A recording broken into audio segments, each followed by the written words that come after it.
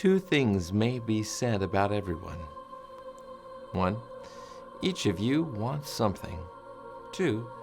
Each of you is afraid of something. Just make sure it's not the same thing. What is this something? Let's say that handsome young man is you, and you want to order lunch. But there's so many choices on the menu, so you can't decide. Plus, it's the beginning of the year, so you want to change all at once. Where to start? When people ask how to start, they're not really interested in starting a project. They're just looking for comforting answers. You would usually figure it out if you really want it. I was the same until I got enough of it. Googling, asking everyone, just implemented my own system. Don't be afraid to start over again. You're not starting from scratch, you're starting usually from experience. What I want you to do now is take a pen and take a notepad. I mean, every waiter, manager, chef is having a pen and a notepad for a reason. You cannot use your phone in a restaurant or in a hotel. It just looks unprofessional and it's too distracting. So whenever you have a thought, whenever you have an idea, something private or for business, write it down. I did this for years and really helped me to understand what is my specific knowledge. What are you talking about? I don't have specific knowledge on anything. Specific knowledge, like Naval Ravikant said, is on the edge of knowledge. It's really hard to figure out. So you need to be more than 100% into something. Because if you're not, someone else will outperform you. And not by a bit, by a lot. Specific knowledge, everyone has it. Just figure out what you did as a kid effortlessly. It might be even something that you don't even consider a skill. The best people who knows what you're really good in are mostly your parents and your best friends. Just ask them and you will be surprised what they're gonna tell you. You could love to gossip, so you could be a really good journalist. You could have some musical skills, sales skills, your obsessive personality, so you can dive into things and remember them quickly. You can have a love for science fiction, which means you absorb knowledge quickly. Or you playing a lot of games, so you understand game theory. I think I played too much computer games. Yeah, I know, happened to me, happened to everybody. These computer worlds, they're getting more and more immersive, bigger and bigger. So the last game I played, if I remember right, was on the Switch, Zelda, Breath of the Wild. Completely different to the games I played as a teenager or as a kid. Because in this game, you don't need to play from level to level to get better. And after 50 hours, you face the end boss. No. You can more or less walk straight to the castle and demand the princess back. I did this because I didn't have the time. I went there, I faced the guards, they cut me in two halves. I tried again, I failed again. Do you know how this experience is also called? Yeah, life. No shit, Sherlock! Understand all the skills you have to master, you need to get experience, and then you need to discover the world you're going into. Understanding and mastering the hospitality world?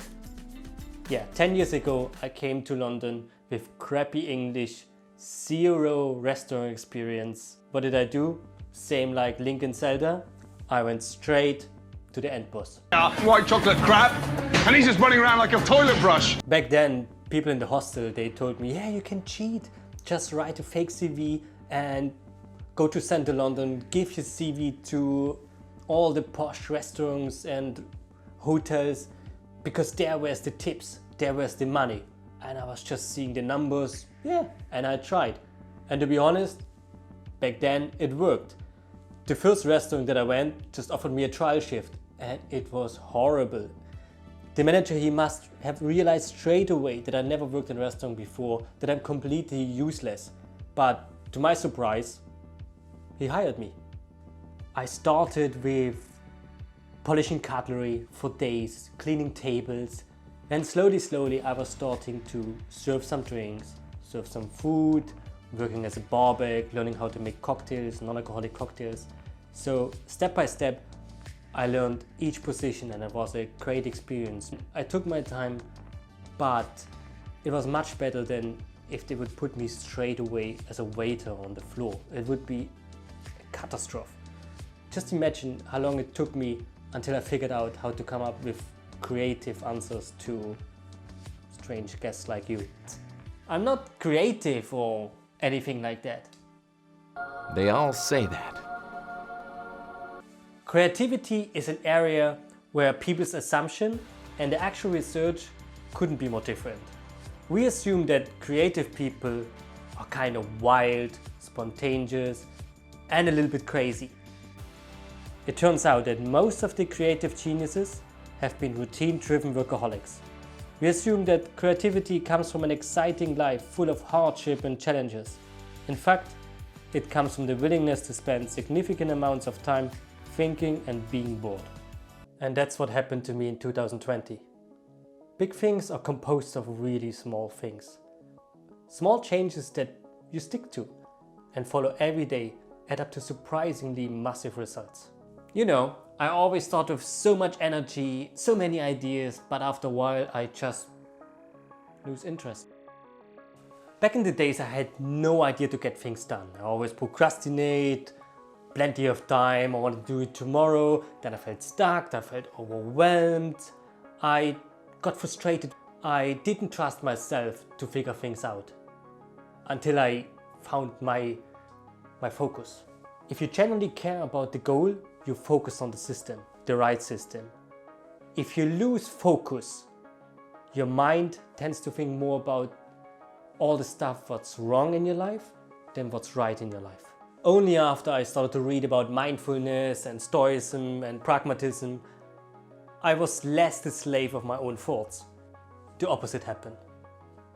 But that's for a different video, so you better subscribe. Always ask yourself before you dream about the view from the summit. Are you willing to keep your head down? Focus on the path and spend your life walking up the side of a very big hill. It takes years of walking to earn a minute on the top. The difference between where you are and where you want to go is tiny microdose of effort, unleashed daily.